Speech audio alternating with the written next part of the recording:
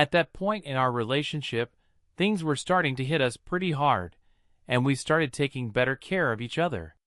We did 72 episodes of the Smothers Brothers Comedy Hour, and CBS had very strict rules about editing. On September 17, 1967, something slipped through, and the director and censors missed it. The Smothers Brothers' story started with tragedy in 1941, when their father, Major Thomas B. Smothers Jr., was serving as an Army officer in World War II. No one knew this until later, when the camera inadvertently caught something in the background during the Who's performance. During the Japanese invasion of the Philippines, Major Smothers was captured along with his wife Ruth and their sons. He managed to survive the horrific Bataan Death March and was subsequently sent to the harsh prison camp known as Fukuoka No. 22 in Japan. In April 1945, near the end of the war, he became too ill to work and was transferred from Fukuoka to Korea on April 25. However, he never made it there. According to some accounts, he was buried at sea. Mention that he was cremated in Korea. Of the 110 men who were transferred with him, only 36 survived. Major Smothers was the last to pass away, leaving Ruth to raise Tom, who was born in 1937, and Dick, who was born in 1938. They spent their childhoods in California, where their mother worked long hours. Life was tough, and the pain they endured shaped their comedy. Their comedy first gained traction in 1959 at the Purple Onion, a small establishment club in San Francisco. The brothers were booked for only 2 weeks, but they stayed for 36. The audience loved their unique blend of folk music and humorous anecdotes. On one occasion, when a flamenco dancer got hurt, Tom and Dick stepped in to fill in. That unexpected appearance cemented their special status. By the end of their run, they were earning $2,000 per week. Only a handful of their career took off in 1961 with the release of their debut album, The Smothers Brothers at the Purple Onion. Prior to that, they were all members of the Casual Quintet, a group that Tom formed while still in college. Dick picked up bass guitar so he could play with Tom. As time went on, the other members departed, but Tom remained. As the band continued to perform, Tom pretended to be the innocent one while Dick played the serious brother. In front of the audience, they fought and argued, and that was the beginning of their style, telling jokes between songs to pass the time. They found that the audiences enjoyed their sibling teasing just as much as their music. By the mid-1960s, they had a shot at even greater success, but CBS was losing badly to NBC's Bonanza on Sunday nights, which was attracting a quarter of America's TV viewers. Bonanza was more genuine, and the audience would roar in response. Watchers had already annihilated 2 other CBS hits, Harry Mason and The Gary Moore Show, so CBS decided to take a risk. They wanted to attract a younger audience and were hoping the Smothers Brothers, Tom and Dick, could pull it off. The show premiered on February 5, 1967, and CBS hoped the brothers could make the network look cool again. From the outside, it appeared to be your run-of-the-mill variety show. Ed Sullivan introduced the kids as your average American kids, but after a few episodes, it became clear that they weren't your average kids at all. They poked fun at politicians, discussed serious topics, and joked about the Vietnam War. Their comedy was bold and cutting, and they broke new ground every week. Viewers went wild, and the show quickly surpassed Bonanza. Thanks to the deal, the brothers were able to express themselves freely. They invited folk singers like Pete Seeger, who sang anti-war songs. They made fun of President Johnson on national TV, and the ratings, which were higher among younger viewers. The advertisers were thrilled, and Tom had requested complete creative control before the show began. CBS agreed, because they were desperate for a hit. Young comedic writers like Rob Reiner, Lorne Michaels, and David Steinberg got their starts there, They wrote jokes that mattered and broke the usual TV rules.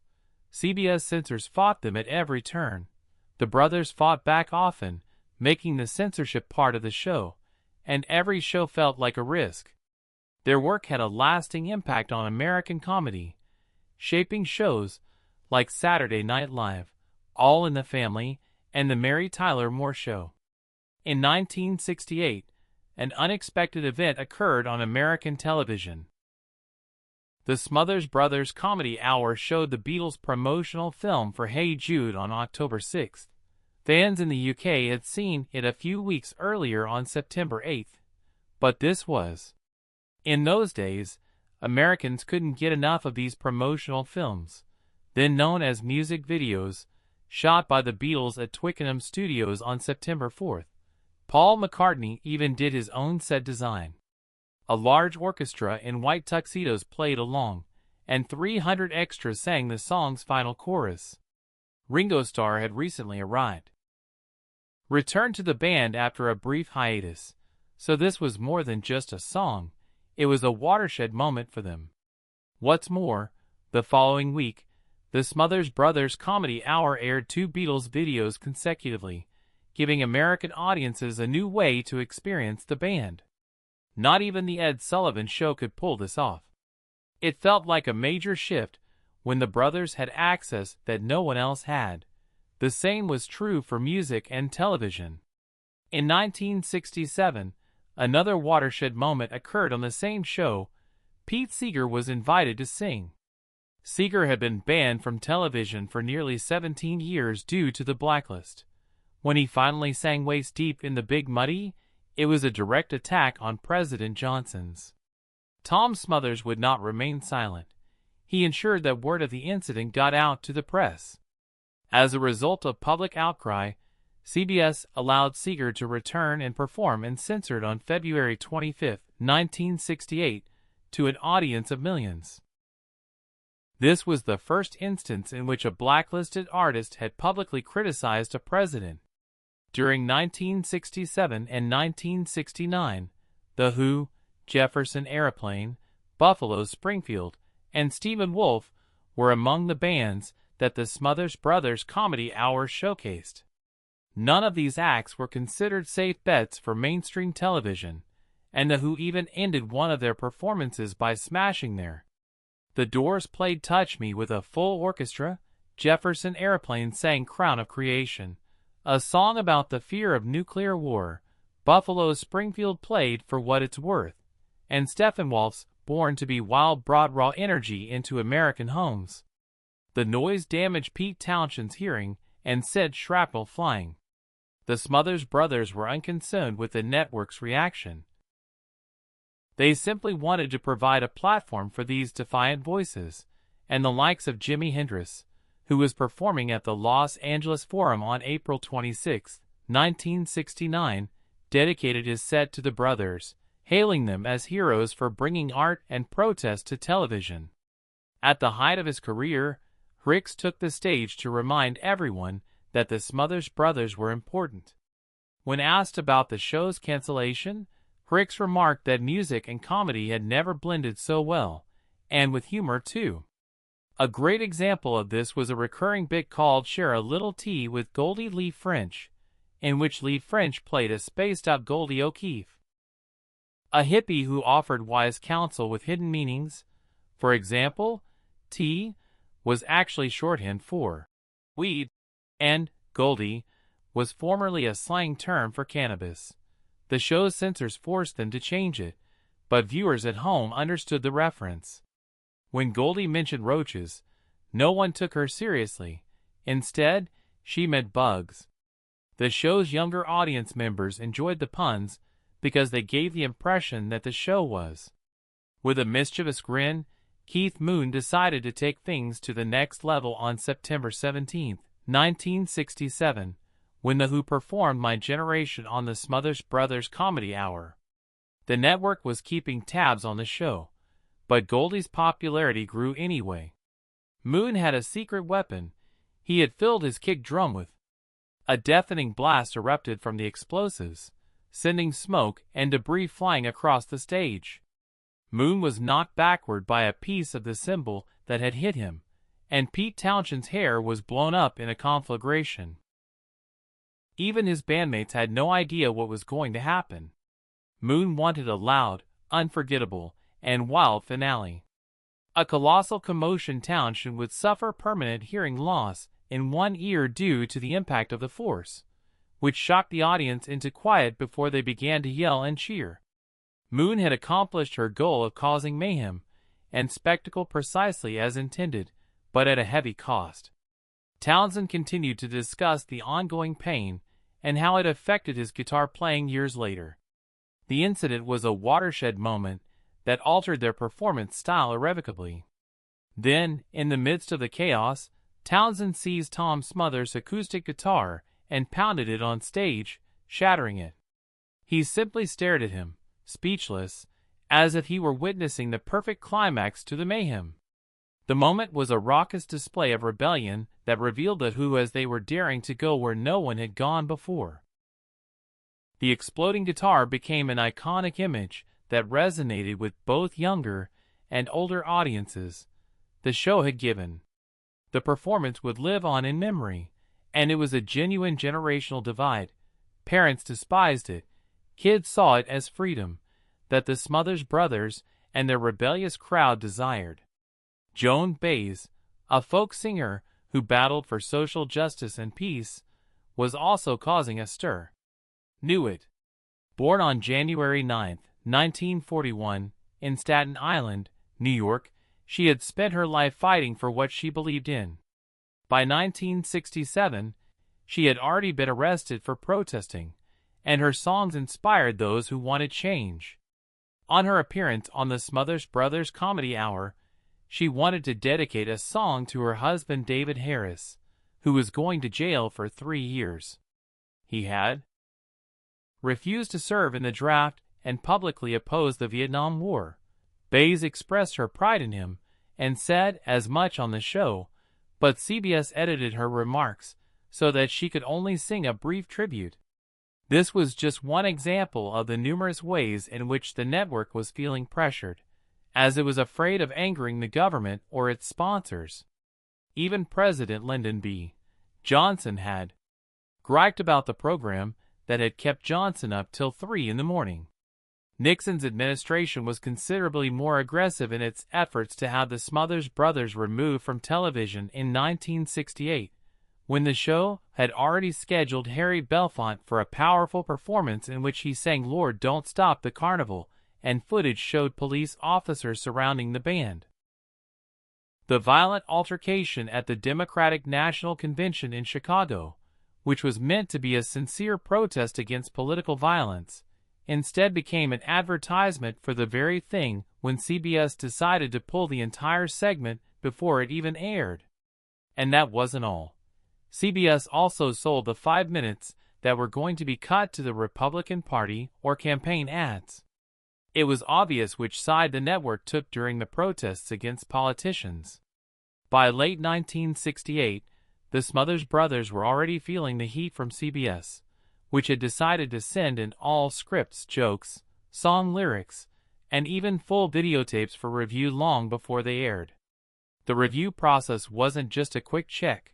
Censors would scrutinize each word, looking for any hint of politics or anything else related to the show. It was a tough demand at the time intended to rein in the brothers' habit of pushing limits. The writers felt trapped in an endless cycle. Everything had to pass their rigorous standards, including the Vietnam War, religion, and even harmless jokes. Guest stars with an edgier sense of humor were also censored or cut entirely. The deadline was set 10 days before each show. The writers would joke that it felt like death by 1,000 cuts because of all the rewriting, resubmitting, and waiting that CBS would do right up until the show went live. Eventually, Tom and Dick decided to stand up and make a sketch in which Tom acted as a censor, chopping scripts with huge scissors and interrupting performers mid-sentence. Inside memos showed that CBS believed the sketch was too damaging to their image. Elaine May also appeared in a similar sketch that was pulled, and her last line was, "If we're not allowed to say anything important, we're..."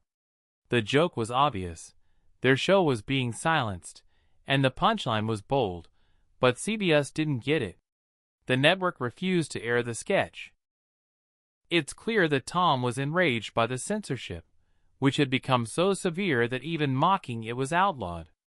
In the meantime, the brothers refused to give up and began playing a game with CBS regarding deadlines, sending in safe versions of their tapes for review and sneaking in the real ones.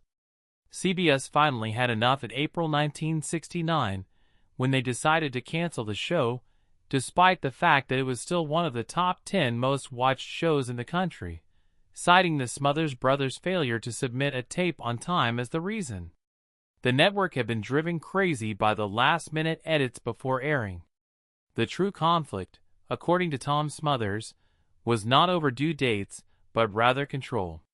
The feud eventually reached the press, where an editorial in the New York Times accused CBS of holding the Smothers Brothers captive in their own creativity. Protests and letters from the public increased the pressure on CBS. The editorial frightened CBS executives. They hurried into damage control meetings. The Smothers Brothers remained steadfast in their determination to speak their truth, and, as Tom put it simply, "They're trying to shut down our show. They're trying to shut down the truth." That stand was a watershed moment in television history, but CBS was not without its issues. Major advertisers such as Ford and Procter & Gamble began to pull their ads from the show out of concern that it would alienate its viewers over its anti-war and political jokes. The network quickly lost millions of dollars, as revealed in internal memos. "We won the lawsuit, but we lost the culture war." Advertisers had sent a message: "Speak too freely, and you pay the price." Tom later commented harshly on the cancellation, explaining that even a top-rated show might be surrendered if they were scared off. Line in March 1969, while doing an impression of President Nixon, Dick made the astute comment, "I will end the Vietnam War as soon as I can find where the off button is." The comment was brief, sharp, and true, but it infuriated CBS and frightened sponsors. The Vietnam War was a sensitive issue for both the new president and the network, and this added to the tension. Pushed them to the brink of disaster on April 4, 1969, CBS abruptly canceled the show. The network cited late tape submissions as the reason, but everyone knew it was really related to the brothers' political views. The show was supposed to return for a second season, and the brothers had only been renewed a few weeks earlier. A previously taped episode featuring comedian David Steinberg had been canceled. Smothers Brothers fought back in court, suing CBS for breach of contract and spending 4 years battling.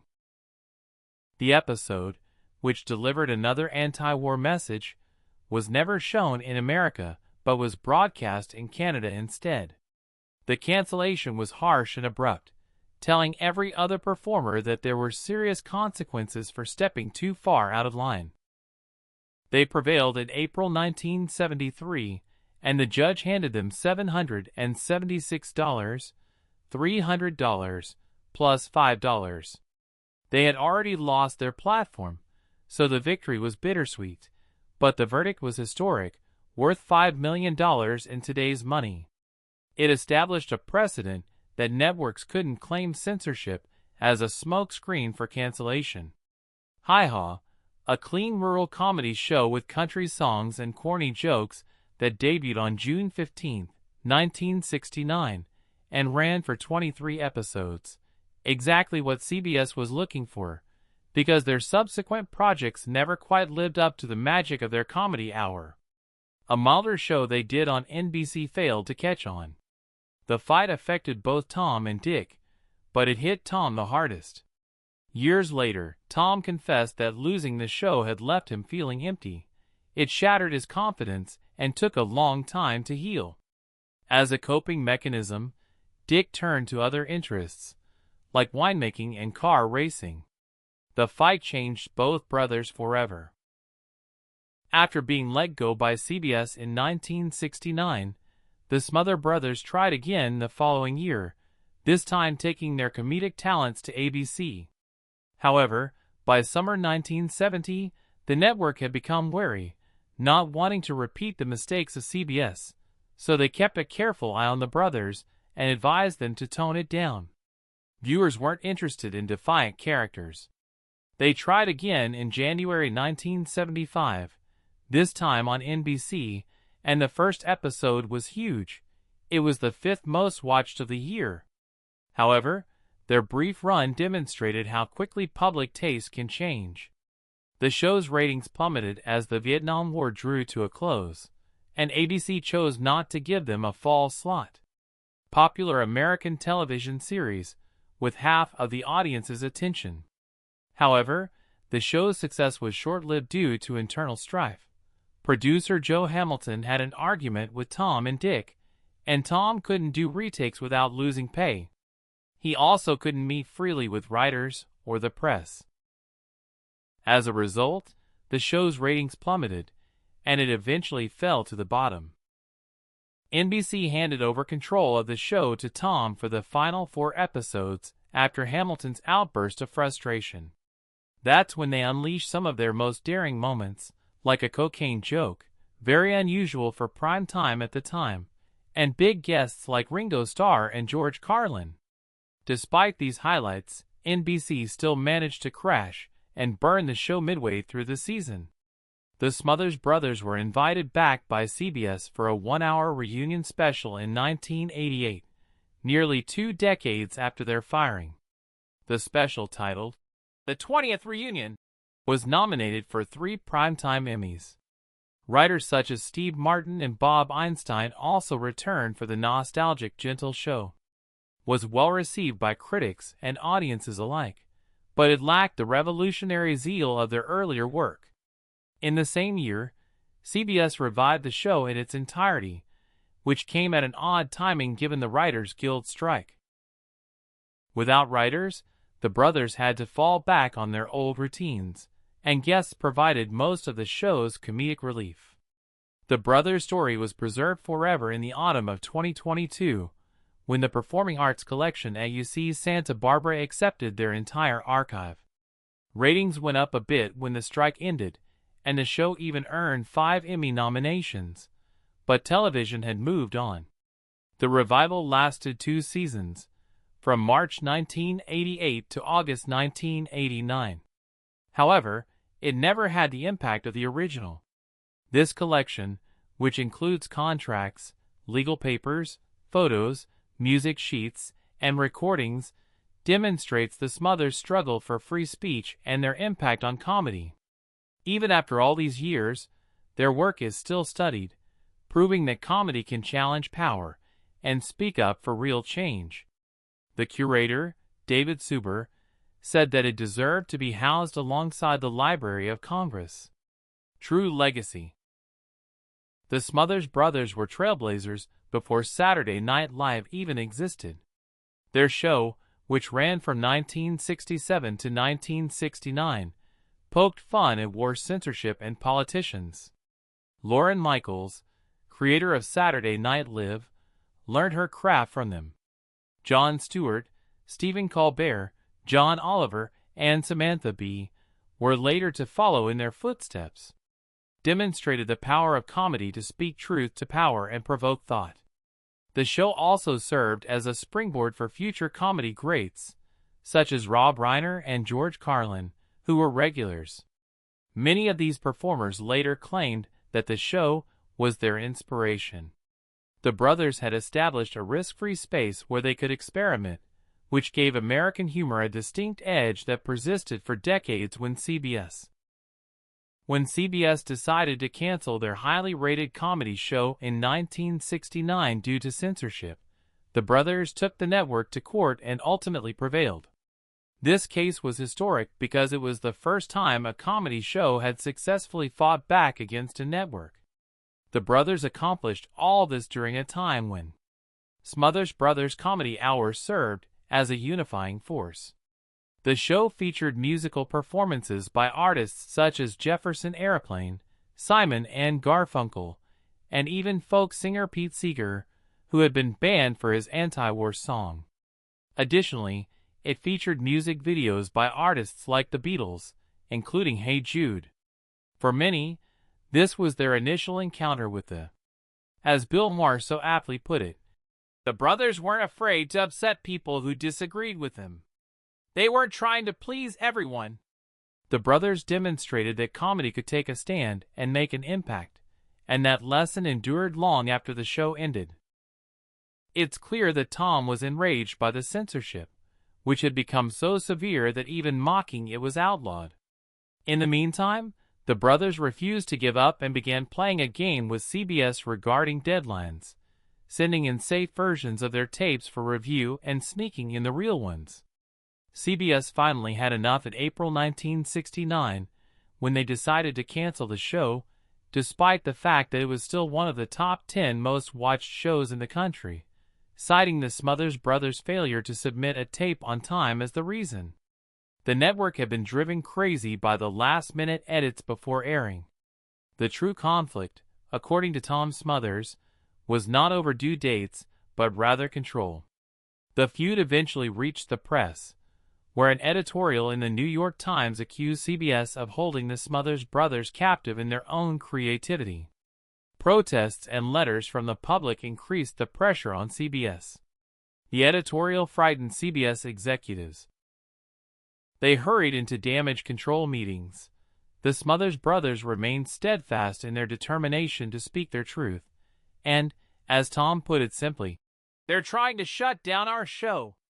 They're trying to shut down the truth." That stand was a watershed moment in television history, but CBS was not without its issues. Major advertisers such as Ford and Procter & Gamble began to pull their ads from the show out of concern that it would alienate its viewers over its anti-war and political jokes. The network quickly lost millions of dollars, as revealed in internal memos. "We won the lawsuit, but we lost the culture war." Advertisers had sent a message: "Speak too freely, and you pay the price."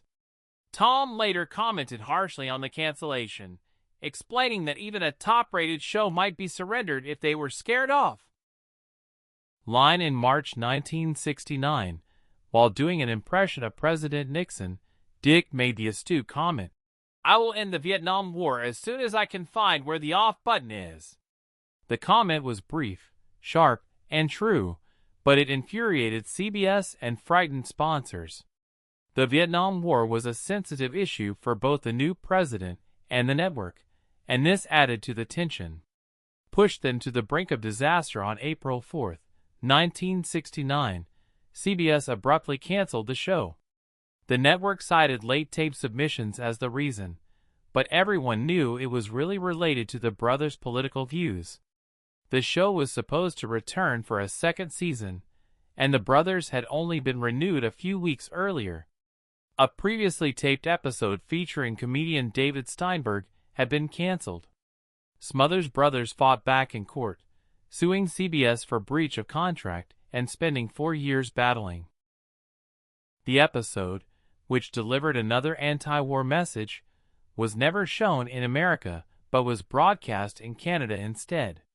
The cancellation was harsh and abrupt, telling every other performer that there were serious consequences for stepping too far out of line.